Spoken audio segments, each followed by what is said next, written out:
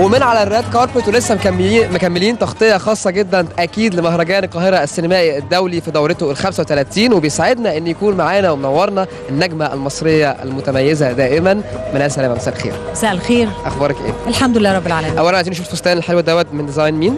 الفستان بس انا قاعده دلوقتي يعني الفستان تصميم ماجدة داغر. طيب احكي لنا عن قصه الاسود النهارده.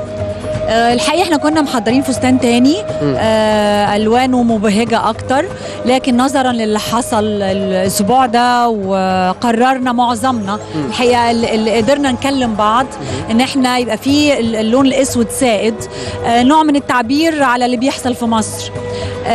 برغم انه المفروض ان مهرجان يبدو احتفالي وانه جايين نفرح مع بعض، لكن الحقيقه احنا جايين المره دي نقف جنب المهرجان كحدث ثقافي. بالظبط، مش اهميته بالظبط، وده اهميه مهرجان السينما يعني. وعشان كده عايز اعرف، بما انه هو حدث ثقافي، انت شايفه بما انك بتسافري كتير، شايفه مهرجان القاهره ايه اللي بيميزه النهارده وتحديدا في السنين الاخيره عن المهرجانات العربيه او عامه المهرجانات بشكل عام؟ شوف، الروح المصريه مش تحيز لمصر والله، بتضفي على اي مكان بهجة وحيوية، ما بالك انه يتعمل على ارض مصر بقى كمان. يعني اهمية المهرجان الحقيقة انه مهرجان مصري صميم، لانه بدايته كان المهرجان سينمائي عادي ثم اخذ صفة الدولية. روادنا الله يرحمهم تعبوا كتير علشان ياخدوا الصفة الدولية دي. طبعا بالظبط كده، اساتذة كتير طبعا. علشان كده كان مهم ان كلنا نقف النهارده جنب مهرجان القاهرة السينمائي الدولي، لانه في كتير ما يعرفوش انه مهرجان مهم من اهم المهرجانات الدوليه، او من اهم 14 مهرجان دولي على مستوى العالم.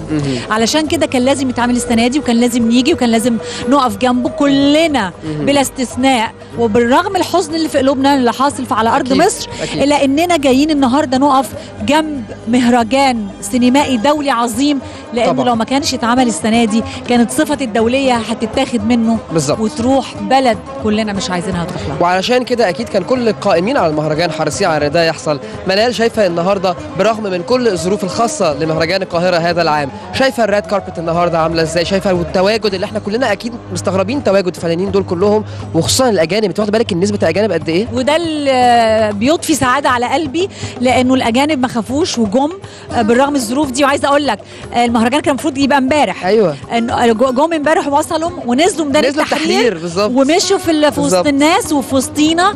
ده عايزه اقول لك مش عايزه اقول لك ده يعمل دعايه سياحيه بمليارات الدولارات. انا عايزه اقول لك ان هم امبارح كانوا في العشاء بالليل، وكانوا كلهم بيتكلموا على ان هم بيقولوا الحمد لله ان المهرجان اتاجل اليوم ده، عشان هم فعلا قضوا بيوم، هم يعني كذا حد، خصوصا كان في فرنساويين وكان في انجليز كتير بيقولوا ان احلى يوم هو كان اليوم اللي قضوه في التحرير. وامبارح ما كانش يوم عادي في التحرير، ما كانش يوم عادي خالص. أكيد. كل القوه كانت على الارض، كل النماذج، كل المستويات كانت موجوده في ميدان التحرير. فده دعايه كبيره جدا للسياحه المصريه، علشان هيروحوا بلادهم يقولوا مصر امنه رغم اللي بيحصل فيها. بالظبط. ومش غلط خالص الواحد يعبر عن رايه، ولكن في نفس الوقت يكون في مظهر حضاري طبعا. واكيد مش غلط خالص ان يكون في مهرجان سينمائي طالما الوضع مناسب وملائم. ولازم نقف جنب مصر، ومهرجان السينما الدولي مظهر من مظاهر الحضاره المصريه، علشان كده لازم نتكاتف ونقف في ظهره. منال، اخبار الفن ايه؟ اخبار الحركه السينمائيه، الحركه التلفزيونيه، الفن بشكل عام في مصر شايفاه ازاي؟ الفن تجاره وصناعه بجانب كونه فن. اكيد بيتاثر زي اي منتج اخر بيتاثر. المنتجين الحقيقه متوجسين لسه يدخلوا ولا ما يدخلوش، لانهم ما لموش فلوسهم اللي انتجوا بيها السنه اللي فاتت. دي شكوى عامه الحقيقه، لكن في الاتفاق على سيناريوهات بشكل متحفظ شوي، يعني بيحاولوا يشتغلوا على الورق ويعملوا كاست ويشوفوا مين هيعمل ايه، بس بمنظور مختلف، بحذر. لو المسألة مشيت كويس اعتقد الكل هيدخل، مع انه لما بندخل متأخرين ما بنقعدش مع اولادنا، ما بنشوفش بيوتنا لانه بيبقى الوقت ضيق جدا، بس مصر تستاهل. النهار طبعا مصر تستاهل، وكلنا مستعدين نضحي بانفسنا باولادنا علشان نقف جنب مصر وتتقدم فنيا باذن الله. فيلم الافتتاح هو الشتاء اللي فات للمخرج ابراهيم البطوط، وكنت بتتكلمي على فكره الميزانيات القليله، ويمكن هو المخرج ابراهيم البطوط هو صاحب نظريه الزيرو بادجت موفيز، او الافلام ذات الميزانيه صفر، وهو وصل ان هو يعرض في مهرجانات عالميه ويكرم، وكمان يكون فيلم افتتاح السنه دي او الدوره دي، ودي حاجه ما تتكررش كتير ان يكون فيلم افتتاح مصري. متحمسه انك تشوفي عمرو واكد وتجربه مختلفه؟ طبعا متحمسه جدا، واعتقد كلنا لازم نلجا لفكره السينما المستقله، وعلى مستوى العالم على فكره الفيلم اللو بادجت او انتاج منخفض موجود على مستوى العالم، ولازم نبقى واعيين. هو اهم المليونير الفقير، هو ده اهم فيلم كسر القاعده بالظبط كده. فالمهم الفكره اللي تبقى مطروحه توافق او تمشي تتماشى مع فكره اللو بادجت.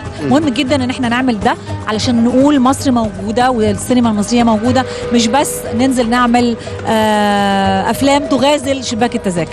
منال نورتي، وهسيبك تستعدي لحفل الافتتاح وتتقابلي مع كل النجوم الموجودين النهارده في ليله سينمائيه خاصه جدا. بنشكرك. ميرسي، اشكرك، انا اللي ميرسي قوي. ومشاهدينا لسه اللايف كاربت مستمر مع حضراتكم، الراد كاربت، وهنروح على طول على انجي وكريم ونشوف معاهم مين. خليكم معانا، قناه المهرجان نايل سينما.